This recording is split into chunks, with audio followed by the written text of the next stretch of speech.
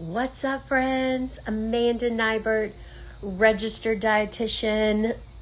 Just going to give everybody a second to jump on.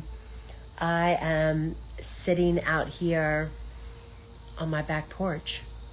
There is a maybe UK band, maybe a high school band practicing.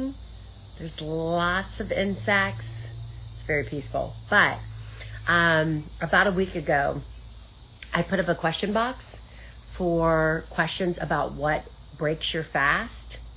I'm just sitting here. So I thought I'd jump in and answer all your questions because there were a lot. So go through those.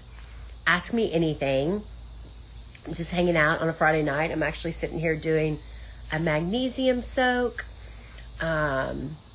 Just kind of decompressing. It's been a really busy week, really hectic week. I don't know if you guys have noticed, I have not been on here much, and it stresses me out when I don't have time to put out content. So here I am on a Friday night helping you guys out. You guys know I'm a fan of time restricted eating. Hello from Tucson. Intermittent fasting. It's a really kind of buzz nutritional strategy right now. Can you even hear me over nature? I kind of love that. I say that the reason why intermittent fasting is getting so much kind of airtime, traction right now is in 2016, the Nobel Peace Prize was won for the discovery of autophagy. And ever since that discovery, it wasn't discovered in 2016, but the prize was given. It really was a point in which we realized that there is benefit in not eating. You know, up until that point, we've been just drilled into our head, 6 small meals a day, 6 small meals a day. And that type of eating pattern didn't start until the development of the first nutritional guidelines. So alongside with the food guide pyramid, came out this whole 6 small meals a day. And I always say, I have a free webinar this Sunday night.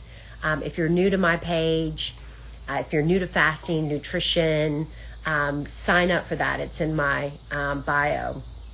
But I always say that the food guide pyramid and this whole 6 small meals a day was really based off assumptions, that, for example, digestion increases your metabolism. Okay. Yes, it does. When you eat food, you have a spike in metabolism as your body kind of breaks it down. So the assumption is that let's spike our metabolism instead of 3 times a day with 3 meals a day, let's spike it with 6 meals a day. So that's kind of where that whole 6 small meals a day came about. But what we didn't realize was the impact of insulin. We didn't have a good understanding of the endocrine system back in the 70s. We didn't have a good understanding that the number 1, number 2 fat storing hormone in the body is insulin and cortisol. So that whole notion of 6 small meals a day completely backfired. And I talk a lot about that in the webinar on Sunday. I'm not going to talk about insulin today because I want to talk about fasting. But when we look at our meal patterns prior to 6 small meals a day, traditionally, we had breakfast at 8, lunch at noon, and dinner at 5:30 or 6. Like, I even remember coming home from high school and asking my mom for a snack, and she would say, no, you're going to ruin your dinner. And nowadays, it's like if we don't feed our kids every 2 hours, they're going to die. And then we wonder why they don't sit down and eat chicken and broccoli at 6 o'clock. Well, they just had a bowl of goldfish at 5. So again, prior to the first set of nutritional guidelines, prior to 6 small meals a day, there was no snack category. If you wanted a snack, you grabbed an apple. There wasn't this whole food, category of snacks. And let me tell you what's crushing our health. Snack food, absolutely. So I'm a huge proponent of getting back to, square meals. I'm a huge proponent of, you see me eating 700 calorie lunches that I think blows people's mind. When we think about, we're so dialed into low calorie, under eating, caloric restriction that we, starve ourselves for the long run. I'm going to go grab my charger because I don't want to lose this because I see all your questions. So hang tight. Let me grab that real quick. You can listen to the band.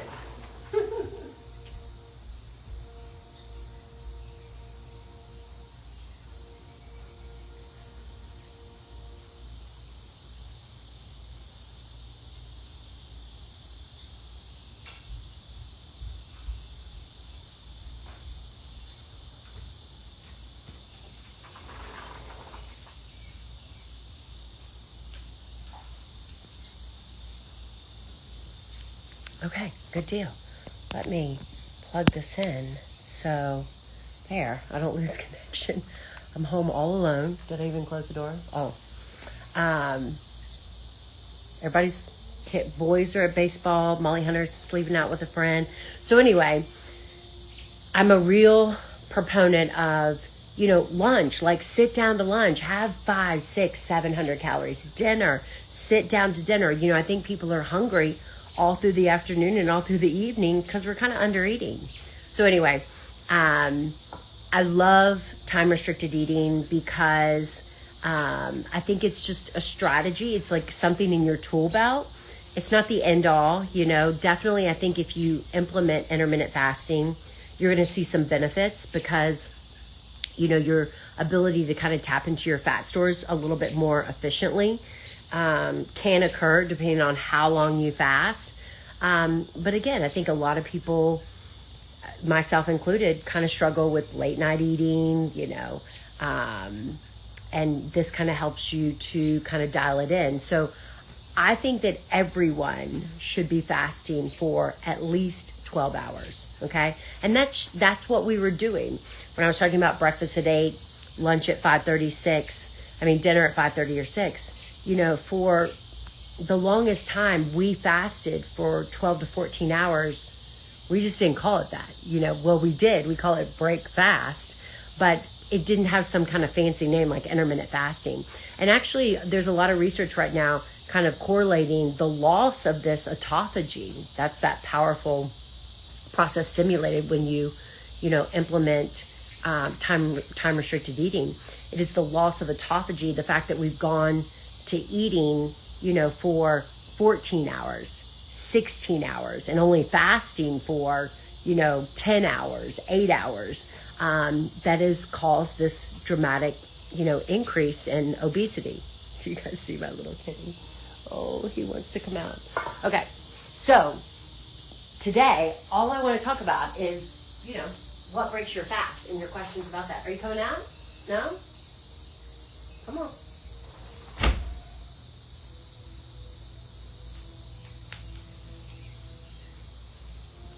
Okay, so that's what I'm going to focus on. I'll do a big series. I'll go ahead and answer your questions of the people that are actually on the live call before I dive into my questions over here. Since you guys are waiting, let's see here.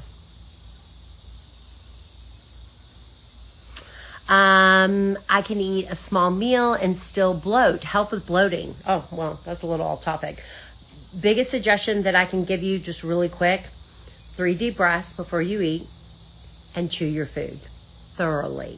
Chew your food thoroughly. Chew it more than you think you need to chew it. Your digestive enzymes begin in the saliva in your mouth, and most of us are just not chewing our food enough. Stick with cooked food, especially cooked vegetables. And if you're still having issues, consider adding some digestive enzymes. Hello from Michigan. Ooh, Polly's Island. I'm heading to Charleston next week. I need tips on intermittent fasting. Okay, good. You're in the right place.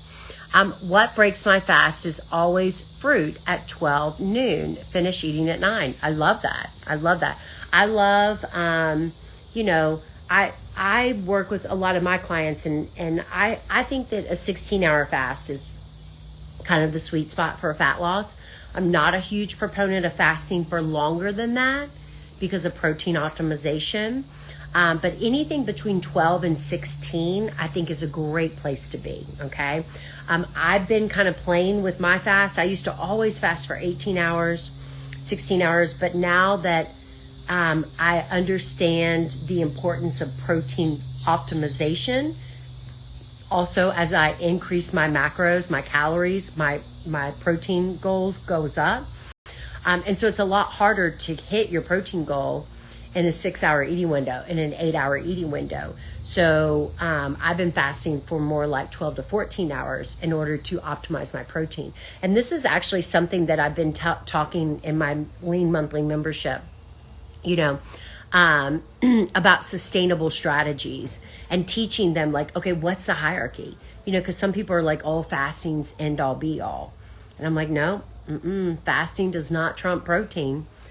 So when you understand what the hierarchy of, your nutritional strategies to reach the goals that you want, you recognize where you should be putting your emphasis. If you're solely putting your emphasis on intermittent fasting and you're not focused on adequate protein and protein optimization, then you're going to flatline pretty quickly. Hello from, Smith Mountain Lake. Yes. Virginia. I'm pretty sure that's where Dirty Dancing was filmed. I'm from Williamsburg, Virginia. So hello from Michigan. Coffee in the AM with collagen powder for protein. So let's talk about things that break your fast, okay?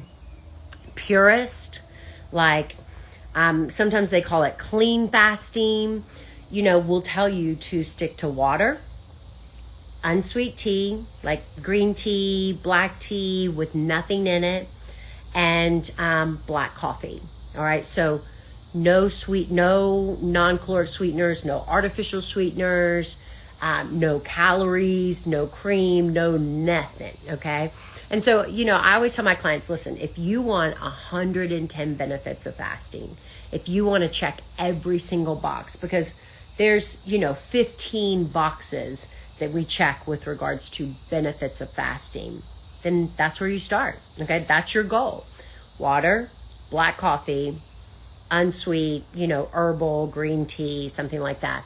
And let me tell you, 5 years ago, my breakfast was a cup of chocolate creamer with a splash of coffee. Like literally drank like the biggest mocha ever, and so the fact that I actually drink black coffee now blows my mind. So it's a gradual thing. If your goal is I love black coffee. And let me tell you, the key to black coffee is good coffee. I love the bulletproof grinds.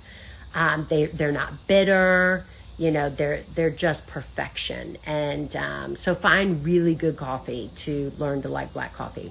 Now, with regards to the second level, so I always give my clients, levels. Second level, I always say 40 calories or less most likely will not break your fast, okay? But there's always outliers, there's always outliers. So if you're concerned, you want to stick to that upper level. So 40 calories or less, especially like the least amount of, carbohydrates and proteins. Okay. So I also use kind of a strategy called fat fasting.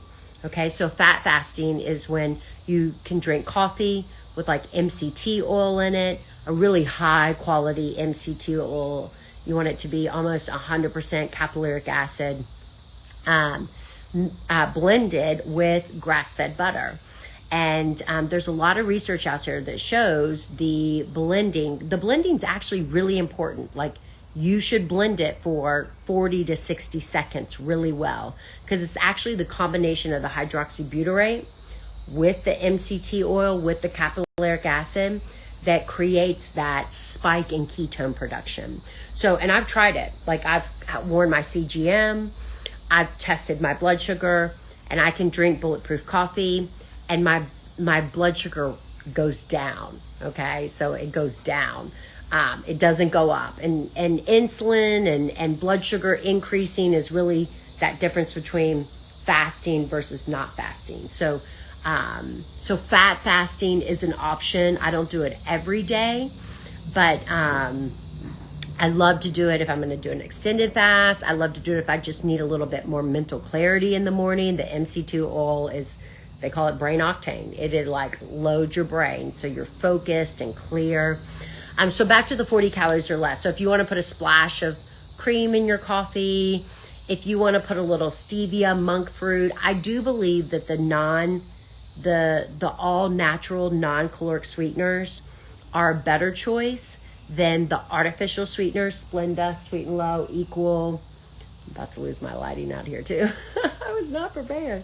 From my experience, I've seen a lot more clients have sugar responses with artificial sweeteners like sucralose, aspartame, NutraSweet, meaning like, I did a full group that wore the CGM, the continuous glucose monitor, and they would drink maybe like a Diet Coke and it would cause a sugar response. The artificial sweetener were. Crystal Light. I had a gal that drank Crystal Light, which is, a non-caloric. It's 0 calories, but the artificial sweetener caused a sugar response. So I don't think it happens in most people. I think that the people that have that sugar response with artificial sweeteners is probably quite low, like less than 10%. But it is something that you have to consider. I always say stick with the stevia and the monk fruit. Now let me get some light in here.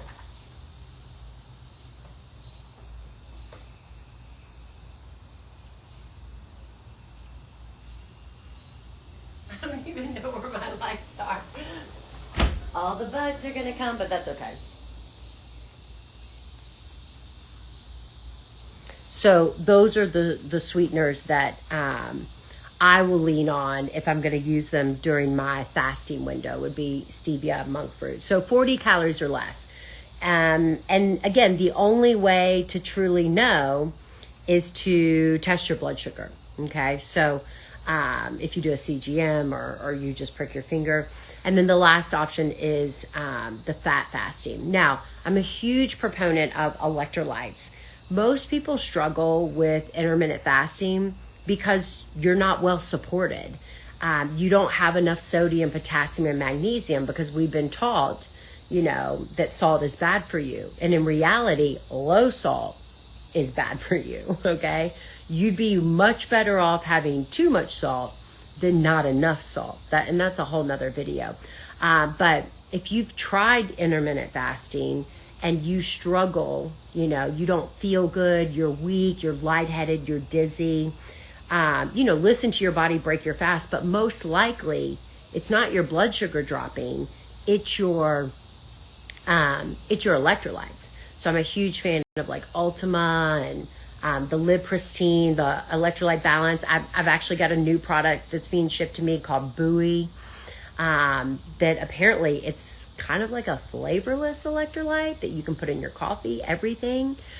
So back to your question about collagen peptide. So a lot of people put collagen in their coffee, and 1 scoop is under 40 calories. 2 scoops will break your fast. So for me, I do try to keep my fast as clean as possible. So like for me, I use my collagen peptides, in my eating window. Today I put it in my soup because it mixes with anything. It mixes with water. You can put it in your water. I'll put it in my protein shake. So I'm kind of a purist. I pretty much stick to black coffee during my fast. And it didn't happen overnight. It took me many years to get to black coffee. And I use kind of everything in my eating window. But again, progress, not perfection. I've had thousands of people go through my lean program, Living Energized and Nourished. And I always promote the 40 calories or less, and they still see great results. So, okay, so let's go through some of your questions. I've been intermittent fasting for 1.5 years, and I love it. I feel great. I'm doing it for the autophagy. Yeah, I agree. Like, you should do it for the autophagy. Again, your body's ability to seek out dead, damaged, dysfunctional cells and get rid of them, it's powerful. It is the fountain of youth from the inside out. And it, you know, you don't have to fast for 5 days to stimulate autophagy. So there's a lot of things that can stimulate that process. So I love that. Breakfast is for the cereal companies. You are exactly right about that. You're exactly right about that. So the biggest issue with breakfast, you know, is that it is a sugary, you know, carbohydrate bomb. There's not a lot of high protein, you know, blood sugar sustaining breakfast options out there. Anything kind of grab and go is going to create that insulin response, that blood sugar spike. And I always say, like, think about it. When I get up in the morning and let's say I eat a bagel, I'm starving an hour and a half later. But if I get up in the morning and I eat eggs and bacon, maybe even I have a biscuit or toast, I'm full, you know, for the next 4 or 5 hours. And that's because proteins and fats take 4 to 5 hours to digest, whereas carbohydrates are gone in an hour. So it is that way. How do you feel with menopause weight gain? How do you fast with menopause weight gain? I've stagnated. You fast the same way you fast with non-menopause weight gain. Yeah. You know, fasting is just a small strategy for menopause. You got to be careful. So there is, you know, again, people are like, ooh, fasting's good for you, so let me fast for 3 days. Women need to be a little bit more cautious about the time in which they fast. I believe if you are, you know, if you have a good thyroid, if you are well rested, if you are, you know, lacking stress, if you're doing pretty good, the bugs will definitely start to crush me in just a second. 12 to 16 hour fast is a zero issue. I mean, honestly, it's so funny because I'll have people that will say, well, I told my doctor I was fasting and skipping breakfast, and they said it was so bad for me, you know. But if you tell your doctor you don't eat breakfast till 11, they'll be like, oh, okay, that's okay. You know, it's like when you put a label on it. But I think most women can safely and easily fast for 12 to 16 hours. Beyond 16 hours is where you can really kind of, you know, the return on your investment is not as good. So it puts excess stress on you. So stick to a smaller fast if you find that. But for menopause, sleep, low alcohol, reducing inflammation, opening up your detox pathways, those are really key for menopause. Sometimes after a longer fast, around 20 hours, I feel great. But once I eat, I get really tired. Yeah, you know, I hear this a lot. I do think it has to do a little bit with the composition of the meal that you break your fast. I think it also has to do with the speed in which you eat. You know, sometimes when we break our fast, we're not so hungry, but once we start eating, we're like, oh, this is so good. So it's like really think about slowing down, chewing your food, focusing on good quality protein, fat, and fiber. Protein, fat, and fiber is your key to filling up and fueling your body. You don't have to avoid carbohydrates, but you want to use them kind of in balance with everything else. So try that. And then I would say, if you do all those things and you break your fast at 20 hours and you feel like shit, don't fast for 20 hours. I mean, period. You know, it's not a one size fits all. Just because I feel great at 20 hours doesn't mean that you feel great at 20 hours. I think your body's telling you something. So listen to it for sure. What about wine and happy hour for mommy? What about it? Yes. I am not indulging tonight. You know, I'm just not, you know, I'm indulging tomorrow night. That's my goal. So, here's the thing with alcohol. I guess is the question about alcohol and fasting. Yes, alcohol does break your fast. I had one gal in my lean group. It was about 3 years ago, and she was in week 6, and she messaged me. She's like, Amanda, I haven't been fasting. And I was like, what do you mean? She's like, well, I have a vodka tonic every night at 10 p.m. And I thought that it didn't break my fast. And I was like, yes, that vodka tonic has been breaking your fast. You've not been fasting until after the vodka tonic. So alcohol will impact, I mean, it is caloric value, it will impact fasting. So you do want to drink it within your eating window. And here's the thing about alcohol, guys. I am not a teetotaler, but we drink way too much alcohol. I mean, I'm sorry. I think that if your health is in line and, you don't have, really big health goals and you're cruising right along, then you can get away with a glass of wine a night, 2 glasses every couple of nights, 3 nights, 4 nights. But if you're sitting here watching this and you're like, I've got this midsection menopause bloat that I hate. I'm run down. I feel like shit. I don't, I'm not happy. My health is not good. You shouldn't be drinking 4 or 5 nights a week. Alcohol has a huge impact on your metabolism, but more importantly, it has a huge impact on your sleep and your recovery. And I know I don't like to be Debbie Downer, but so I just think it's something that, you have to consider with regards to what your goals are. So I love alcohol in moderation. Any suggestions for people who work night shift? Yeah, night shift is really hard. So my biggest suggestion is, if possible, sustain a consistent schedule. Work nights Monday, Tuesday, Wednesday. Okay. And then, recover Wednesday, Thursday, Friday. I know, like, especially in the medical world, sometimes that's not an option. You're working all different shifts. But night shift will take years off your life for sure. And it has to do with just basically how important sleep is. So what I tell people that work night shift, the way I look at it, I've never worked night shift, is that, when you get off work, that's kind of your evening. So in the morning when I'm waking, that's kind of your evening. You're going to go home, maybe eat dinner, which is really breakfast, and then you're going to go to sleep. So you just have to structure your 12 hours around your sleeping time. And that's really because the majority of the time in which we're fasting is when we're asleep. So the best thing that you can do as someone who works night shift is to try to create a consistent schedule and make sleep a priority, more so than fasting. So again, it's like looking at the things in your life, what matter the most. If you work night shift, sleep matters the most. I would say that trumps protein, so it varies based on your scenario. Reverse dieting has me freaked out at my goal weight, but not enough definition. Want muscle, daughter's wedding in November. I'm scared. Don't be scared of reverse dieting. Life with Teddy. Here's the deal. I would say 90% of the clients that I've walked through reverse dieting have done amazing. Now, the key is you got to know what you're doing. So, I've had so many people, I've had a couple of people reach out to me and say, Amanda, I did that reverse dieting and I gained all my weight back. Well, you didn't reverse diet. I mean, that's not how it works. But I always use my main example because I have this one-on-one client who came to me walking 20,000 steps a day, doing massive cardio, eating 1,200 calories and, not losing weight.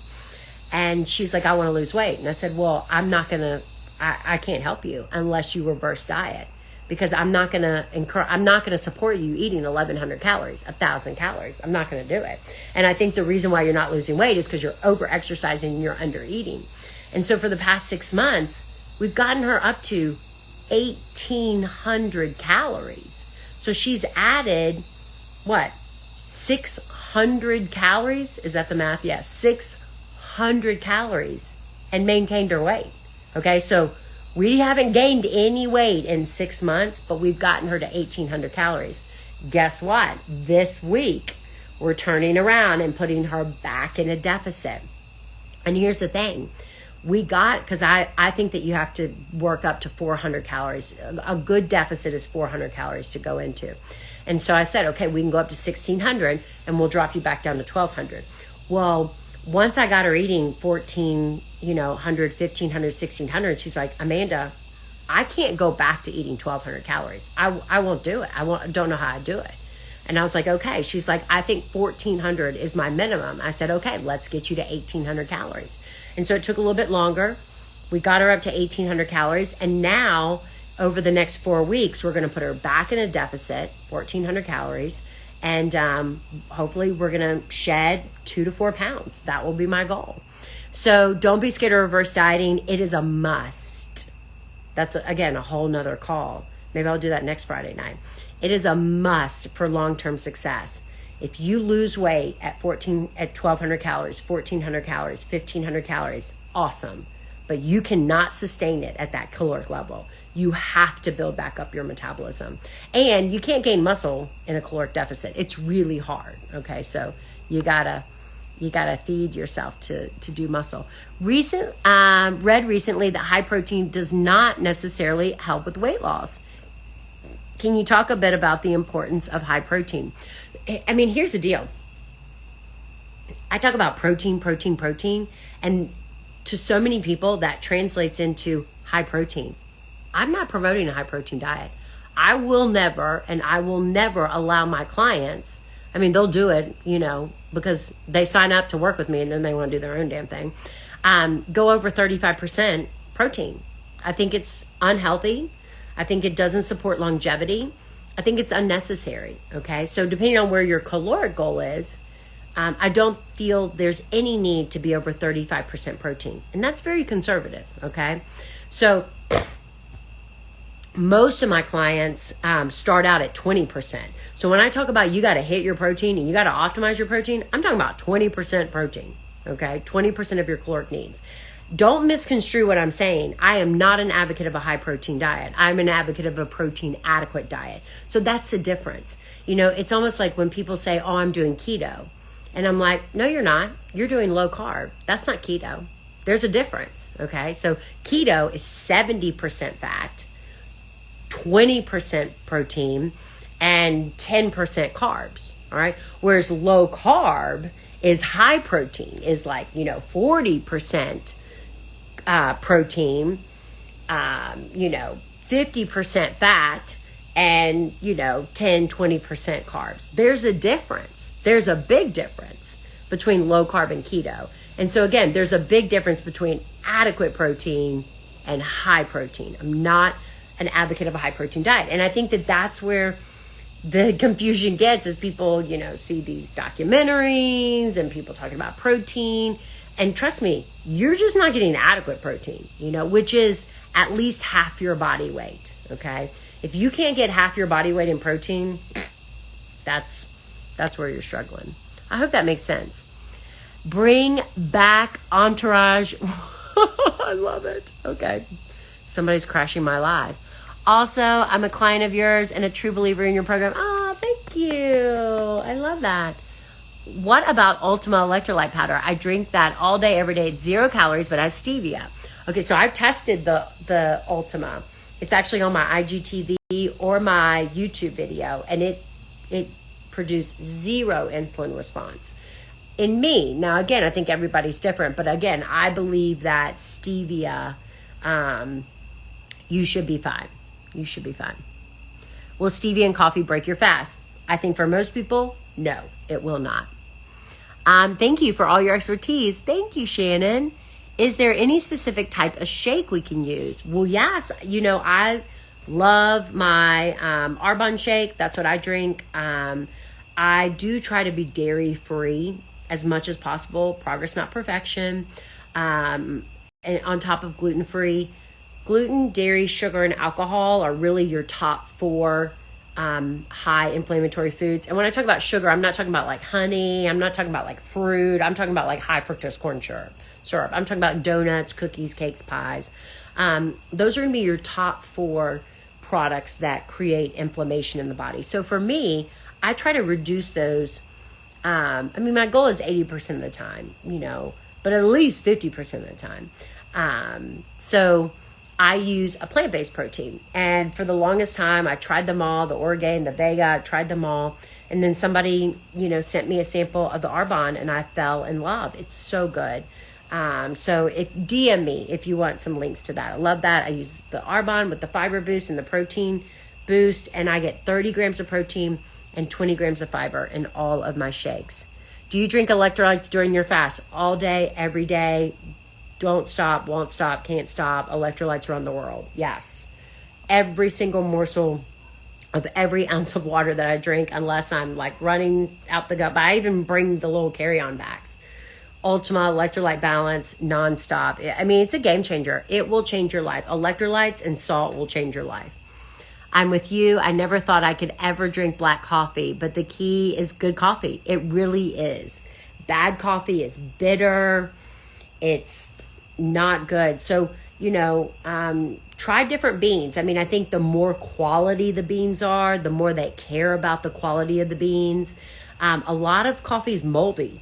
I mean, that's kind of why I use the Bulletproof brand, because he said he's not on the board anymore. So, but he's a big proponent of no mold on coffee. So, I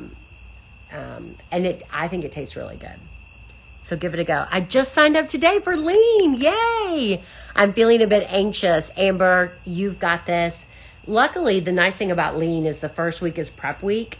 So we just practice, you don't have to be ready for anything, because I teach you it all that first week. So progress, not perfection. Do Vitals collagen protein break your fast? So I mentioned this earlier. My rule of thumb for my clients. So Amber, here's your rule of thumb: 40 calories or less.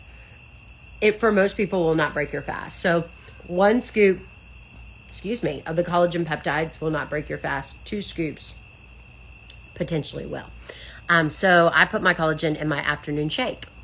Thank you for what you do. Yay. Thank you, Morris. Makes sense. High protein. Is that tied to the fat flush strategy? The fat flush strategy. I don't know about that. That's a new one for me. I might have to look that one up.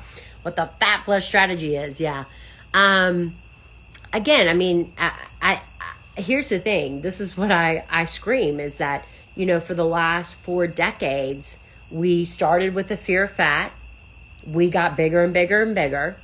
Now we're talking about the fear of sugar and carbs. We're still getting bigger and bigger and bigger. And I just feel like we've lost the concept of teaching balance. Like, what happened to balance? What happened to all foods fit? What happened to, everything in moderation? I think anytime you polarize macronutrients, anytime you bring fear around macronutrients, it creates that all or nothing mindset. Have you watched my TED Talk? Watch it, share it, comment it, like it. Would love to. But it's really big. So, everyone's so scared of carbohydrates, but then yet, on the weekends you binge on them. And it's like, oh, let me get all the carbs I can get in so I can start fresh on Monday. And it's like this vicious cycle. Whereas if you just learn how to be even killed, have a little chips and salsa with your taco meat and your veggies, then you're never on this roller coaster. I'm doing round 2 of Lean. Progress, not perfection. Progress, not perfection. I was talking to my monthly membership today. I had almost 50 people on the call. And, it's always a lot about getting back on track and resetting. And people get defeated by that. They're like, why am I always, getting back on track and resetting? And my whole thing is because I'm right there with you. Okay. I feel like every day I wake up with the intention of, doing good. Okay. And maybe that's a reset. Maybe that's back on track. But once you don't wake up with the intention of getting back on track and resetting, you've lost the fight. You've given up. Okay.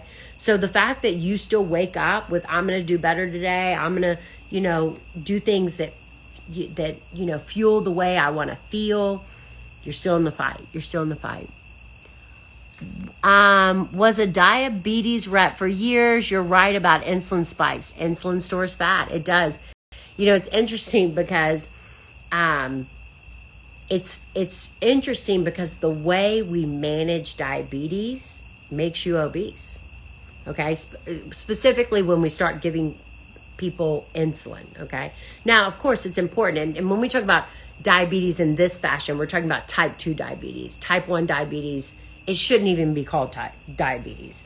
And I say that because I always get somebody who gets real uptight, because type 1 diabetics, it's something that you're born with, or something attacks your pancreas. You don't have control over insulin. Totally different ballgame. But I saw in my clinic, remember, I'm a registered dietitian. I've worked with diabetics for 2 decades. And the minute your doctor puts you on insulin, you change nothing and you gain 20 pounds. Okay? So whenever I was working with a client in my weight loss clinic that was on insulin, I would tell them, I was like, listen, your number one goal is to get off insulin, because you're not going to lose. It's going to be very difficult for you to lose weight while you're injecting yourself with insulin. Okay. And I feel like a lot of them appreciated that, because their doctor would put them on insulin, hoping to manage their blood sugar, telling them to get their act together, and they'd come back 10 pounds heavier, and the doctor would probably yell at them. And it's like, dude, it's the doctor's fault, not the client's fault. They probably were doing their damn best, but the minute you start doing that, your weight will skyrocket. So the first goal, if you're an insulin dependent diabetic, type 2 diabetic, would be to come off your insulin. So it would be to get your sugar under control. I see this, all the time when people balance out. And here's the thing, you come to me and you say, oh, I've got diabetes, I can only have 50 carbs a day. No, okay? We want you eating a balanced diet. I want to teach you that you can manage your blood sugar with 150 carbs a day, with 200 carbs a day. Yes, it's possible. And so we bring your blood sugar down, we bring that insulin dose down, get you off the insulin, then we can start focusing on weight loss. What about diet soda? So diet soda is going to be kind of geared to those artificial sweeteners, which I have seen more of an insulin response with artificial sweeteners than I have with natural non-caloric sweeteners. So you got to be careful. It's kind of hit or miss. Some people will not spike, but a small percentage of people will. Did you like the LMT grapefruit? The LMNT is amazing. It's a game changer. I was actually at Reach yesterday doing that VersaClimber class, which is, it's a killer workout. And I was talking to Katie, and she said, I used to never sweat until I started taking the LMNT. It's 1,000 milligrams of salt on top of other powerful electrolytes. And she said, now I sweat. And it's almost because you're so dehydrated. Your electrolytes are so low that your body cannot flush out, that excess fluid, those toxins. And let me tell you, sweating is important. It's not you shouldn't be patting yourself out your back that you're not sweat. And I only say that because I'm the biggest sweater ever, So I want everyone to be as soaked and look as ugly as I do when we're done working out. It never happens. I'm always the wet rat. But yeah, I love the LMNT. I love the grapefruit. I love probably the citrus the best, because it's a lot. You got to put it in a pretty good glass of water. So I like to use a little bit throughout the day with my Ultima. Espresso tips. Yes. Espresso with a little lemon lime. Rind, you're right. I don't know why it makes such a difference. That lemon, it's so good. I do love espresso. Look it up. Yeah, I'm gonna look it up. It's a book been around forever.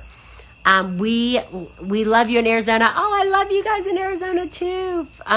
Kristen, for introducing you. Oh, I love that.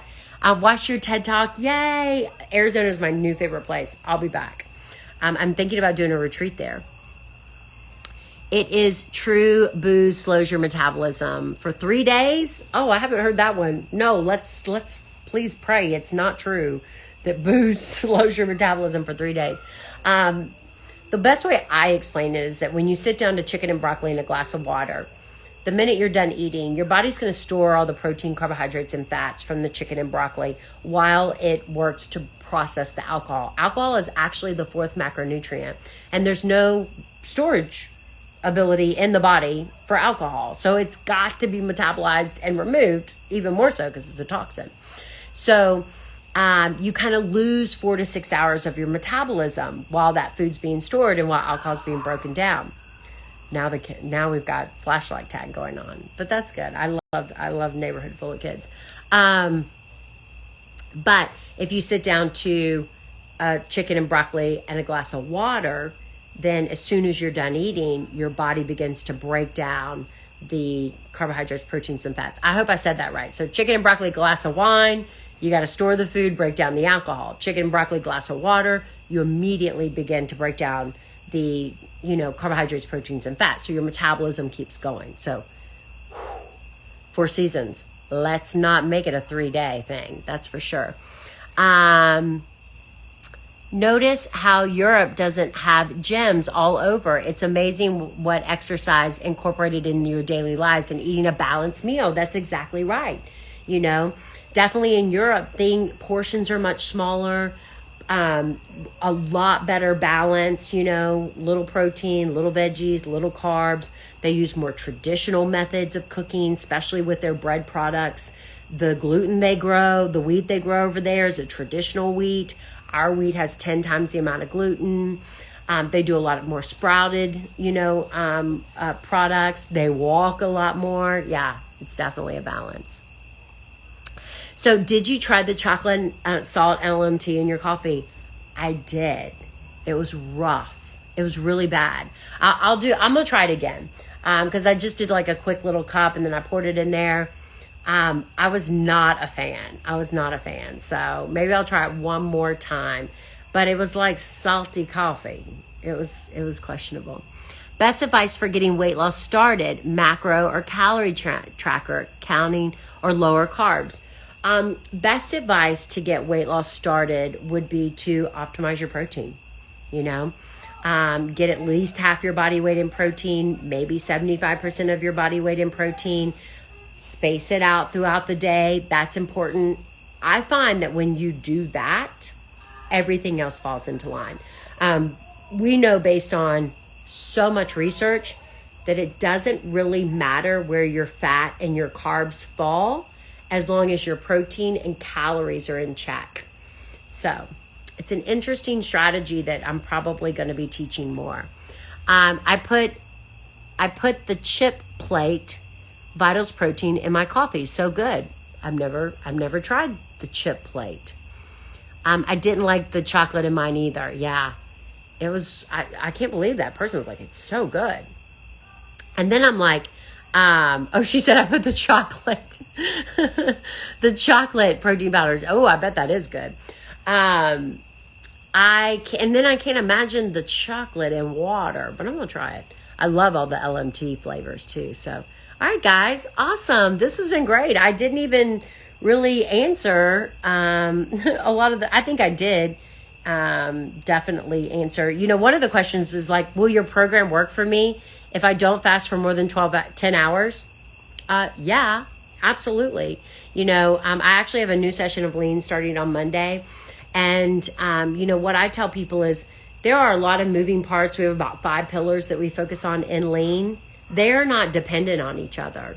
You take the strategies and you manipulate them to fit you best because everybody's different. So everybody's needs are different. And we address you in an individual manner for all of those reasons in the Lean session. So I'm glad you guys found this helpful. I would love it. I'm gonna stick this on my IGTV and share it. Share it in your stories.